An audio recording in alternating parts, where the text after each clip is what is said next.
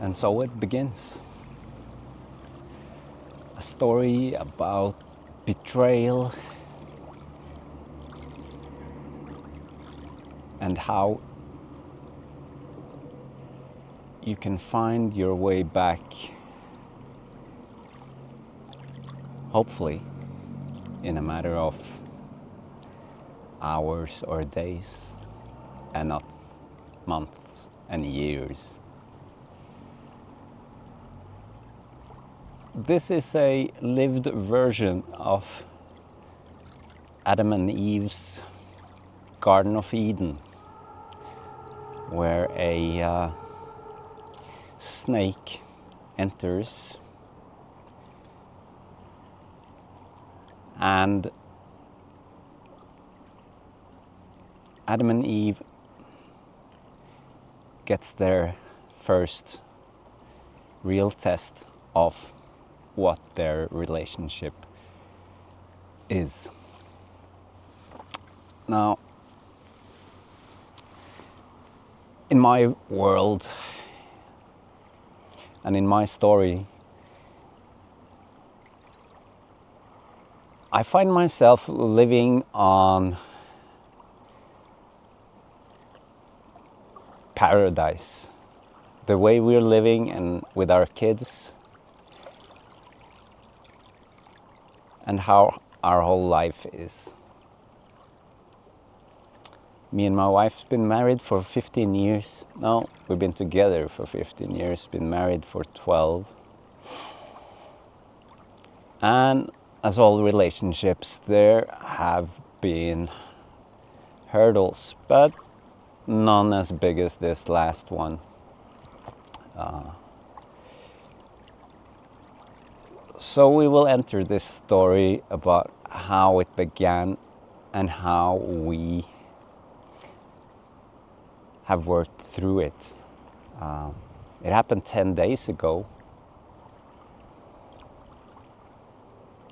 And the prelude to this story was that my wife for many, many years had had a professional relationship with someone both of us knew 15 years ago. There was a teacher-student relationship. She was the student, I was the student. And it was purely professional. And as the years goes by, once in a while, there's some contact between him and her.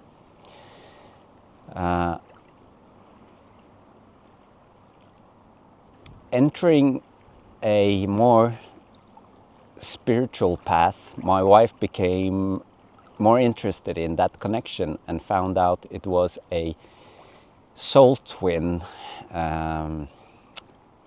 contract she had with this guy, and she is a curious type and threw herself into that scene. Now, I knew they were having these discussions. She was open about it up until a certain point where the script flipped into something more. And this is a story about how when you invite these other energies into what we have created together, because there is a little separation between her and me, but we function as a pillar for our whole family.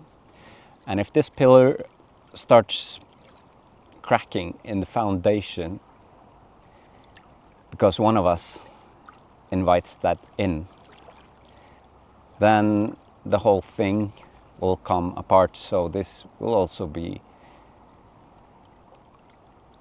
a story about how we fixed that. Now, they started chatting, and he, after a while, invited her into a more closed chat with behind a password. And a couple of weeks before this, I had asked her about if I could see what they were writing, because I knew he was interested, physically at least, in doing certain things. You have an imagination.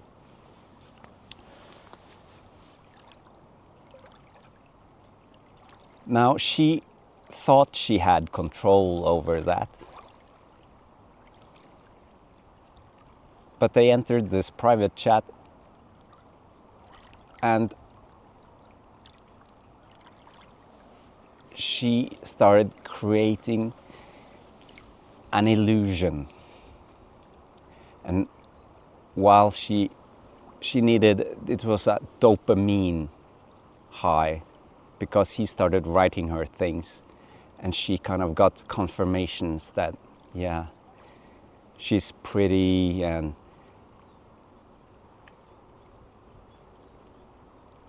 these types of confirmations that husbands and wives, they forget to give each other because they're there every day.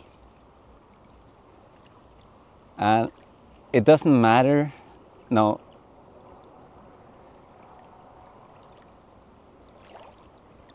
And at the level me and my wife's at, I don't need that from her.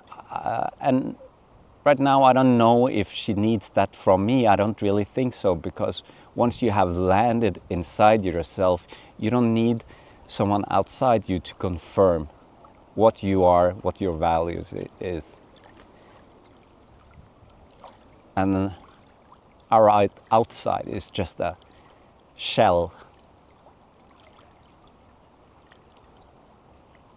But the ego loves this shell, and to hear these things that, oh, you're so pretty, blah, blah, blah. And then she gets confirmations. Then she writes things to get confirmations, and then she gets trapped in an illusion of what this relationship could be with her. She wanted to be with me, she knew that, but she also wanted, at a certain point, this other experience. Because once you start playing with these fantasies, the fantasies takes a hold. And she had created herself an illusion that once she had gone so far down it, she did not know how to get up. And the day before I found out about it, we had a get together with friends and their children, and I was looking for my wife in this party, but physically she wasn't there. And a couple of times I found her, but she was with her back to me twice. And when I felt her, she wasn't there, she wasn't present. But I didn't think about it, because at a certain level, most of us are quite unconscious of the moment. But then when we go back to the moment consciously, those things are there. And you see them clearer in retrospect. For some reason, I don't know, that night before I went to bed, I asked, can I be shown something in my dream that I need to see? Well, at the same time, my wife asked herself, or told herself, that I need help getting out of this. We have been through this, and we have become closer. So we have talked about these stories. So that's how I know. Now, during my night, I have a dream about her mother coming to me and telling me that my wife is hiding something. And when I turn to look at my wife, I see her crying. And I knew. I woke up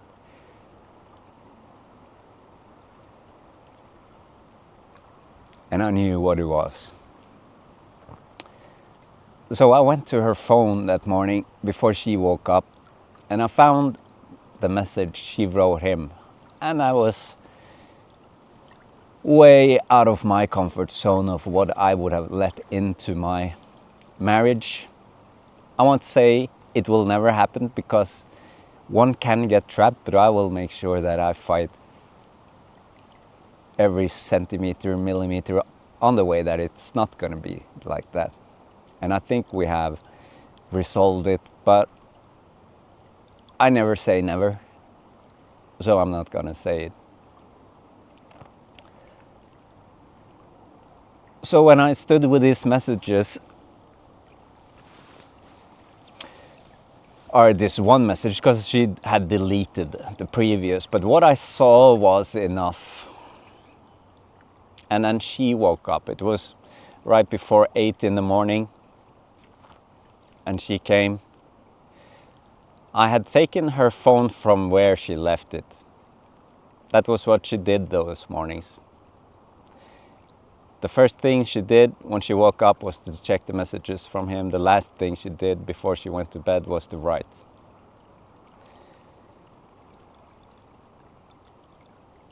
And it had been going on for some weeks, 2, 3, maybe a month, not sure. Luckily, it had only been messages because there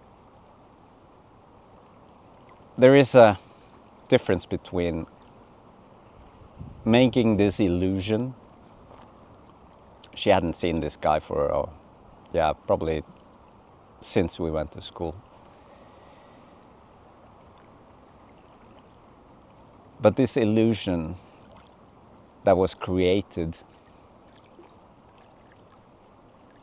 was only an illusion. And when she saw me, and as I looked at those messages, as I looked at that message, I just felt into myself.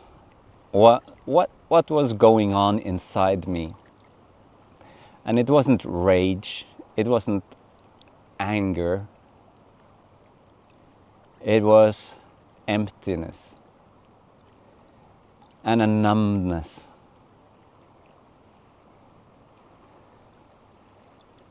Probably an emptiness because suddenly those 15 years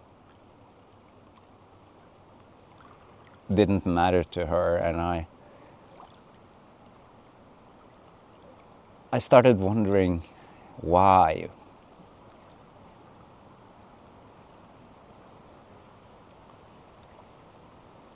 And I just felt on that emptiness until she came up. She stood up and she saw me with the phone.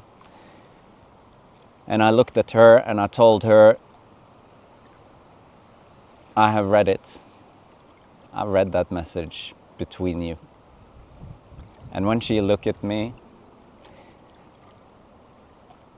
she wasn't there.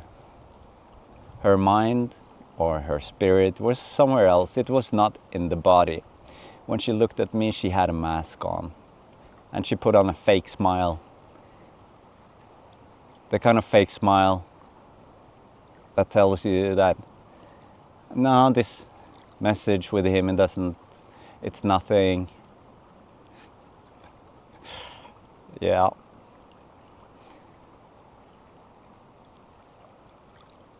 But she didn't know the seriousness of what she had done right there and then to our foundation. because a foundation between two people are built on trust. And that trust broke.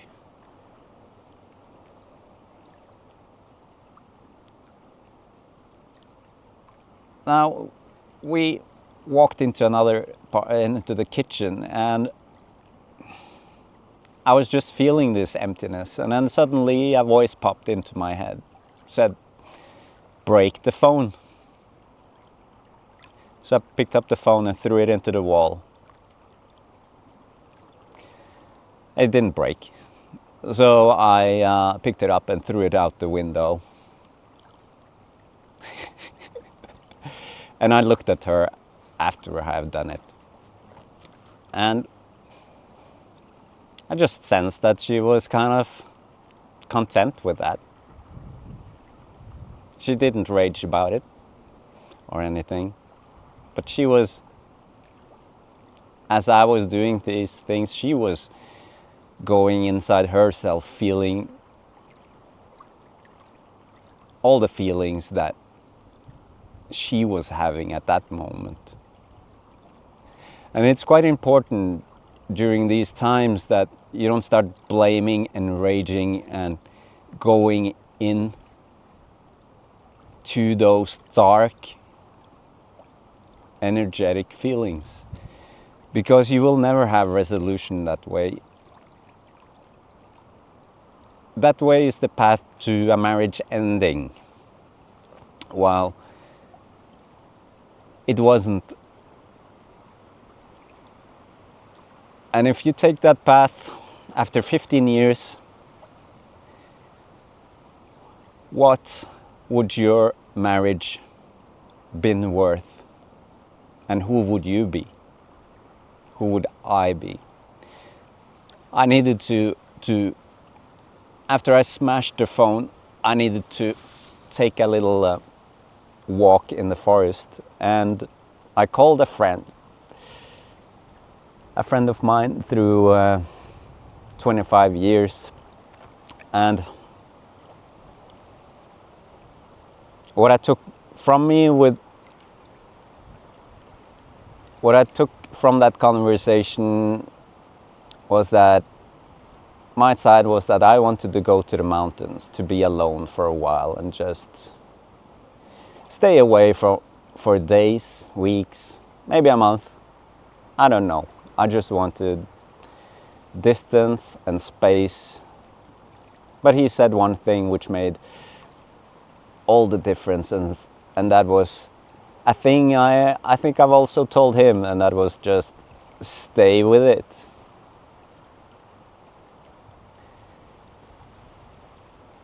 At least talk about it before you go.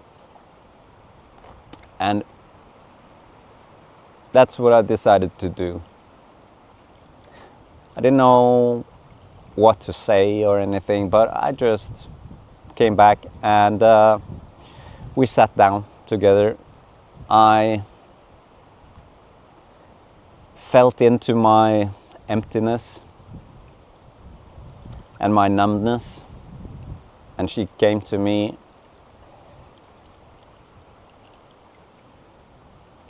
and she started to land in her body again, and I saw kind of my wife returning, because you can't take these conversations if one of you is not there. It takes two to make trust in a marriage, and it takes two to work yourself back up to that level. But it only takes one to break that trust.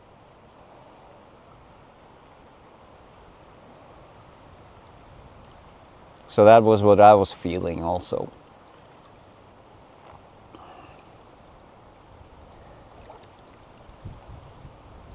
Now, so I showed her some, what do you say, emotions. I was crying in front of her. And I saw that broke the spell that she had been under. And she told me it broke the illusion that she had created for herself with this other guy. She saw what really was the most valuable thing to her in her life. And that broke the spell.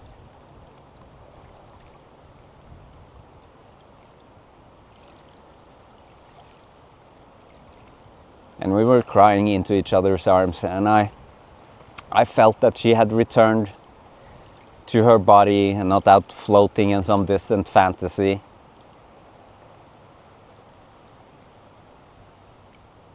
And I had given her the choice before this to either you sign the divorce papers or you choose me.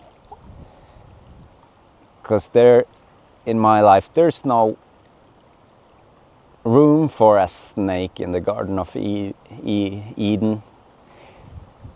If it is there, it's such a pollutant of the purity of a sacred marriage between two people. And I needed just to know also, I learned what is my integrity, what is my compass, where does my needle point. Those were lessons for me. Who am I when there's a storm in the marriage? Do I run to the mountains or do I stay to save it?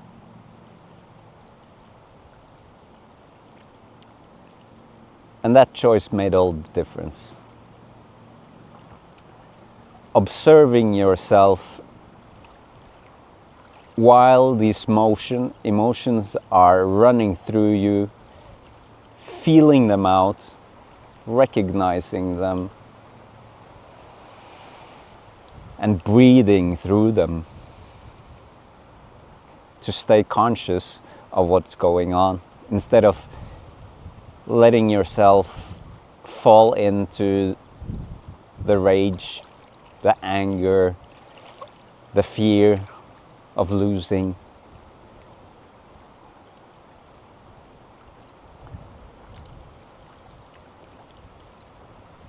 So there were some lessons going both ways. I just thought at first there was a lesson going one way to her, that she hurt me and I took to her to show her this lesson in what flirting with dark energies, where it can put you.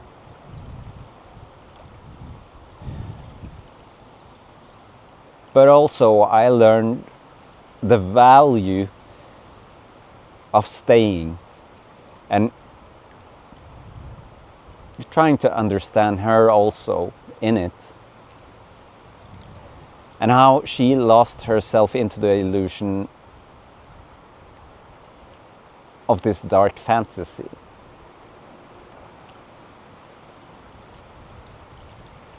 And once you hear this, you know that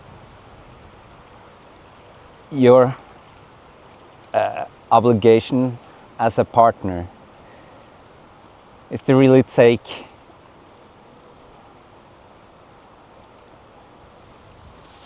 and hold your wife or husband, if it's that way around, and keep them safe in that moment, because they are vulnerable too.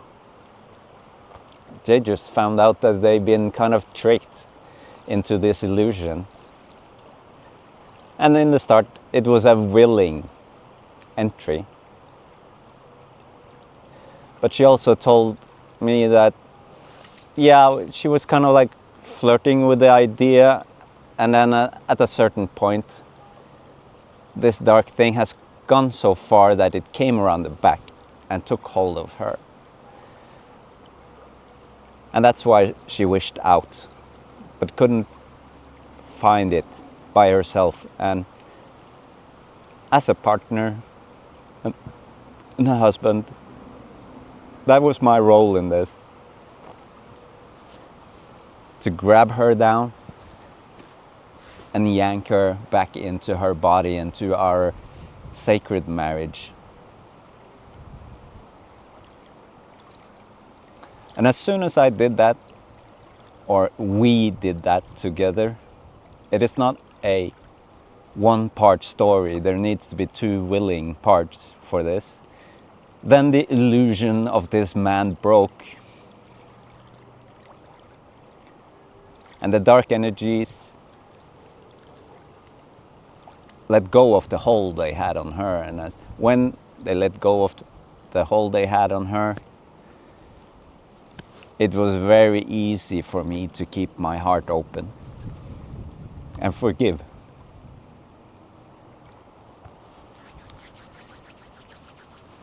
And it's not so much about the cost of it,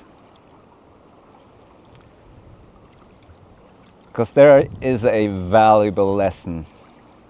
So you think you're losing while you're hurting, but you are really gaining something. And that is wisdom, experienced knowledge of something. And that is wisdom. That is what you can bring with you into your next incarnation or whatever, but valuable lessons that saved our marriage. And the funny thing is that I said to you that at 8 o'clock, around before or right after, and then I looked at the time when this started to land in my body, and I felt my heart was open to her again. That was 12:40. I was 4 hours and 40 minutes after it started for my part. For her, she'd been spinning into this madness for weeks.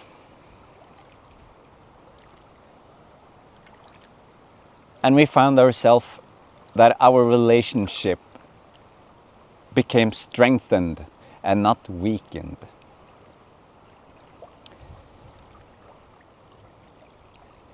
And that made all the difference. We have 4 kids. And at a certain point she is so fond of those kids. And we are together with them every day. And I also know that the madness that would have to take her, in order for her to say to a friend of hers that, what's the worst thing that could happen? Our kids every second week. So it's so funny to look back at that, because that's not her. So that is actually the story of how we saved our marriage and our kids' paths, because once you split, there's split. And that took 4 hours and 40 minutes of deep introspection and a willingness of both parts to look at the darkness, the shadows, and bring them up into the light. And through this whole thing, I couldn't stop thinking about the snake in the Garden of Eden, whispering in Eve's ear. Eva's ear. Yeah.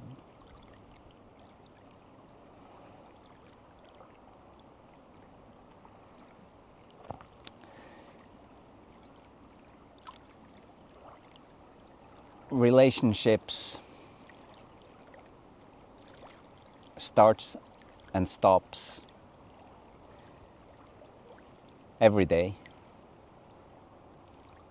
And I just wanted to tell this story about,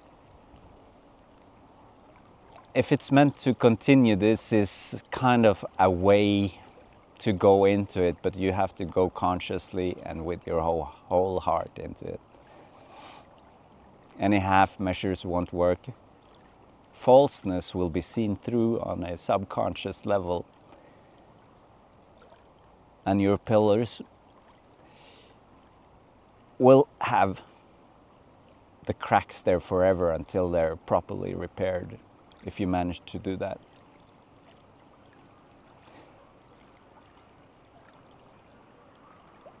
I hope there's a valuable wisdom in this for you out there. And these kind of stories is what you can expect when you sit and maybe listen or feel, even better, feel into what I'm saying. Close your eyes, envision it, feel it. Feel into the pain. And feel also into the good sides of it. How you can turn a bad situation into something good.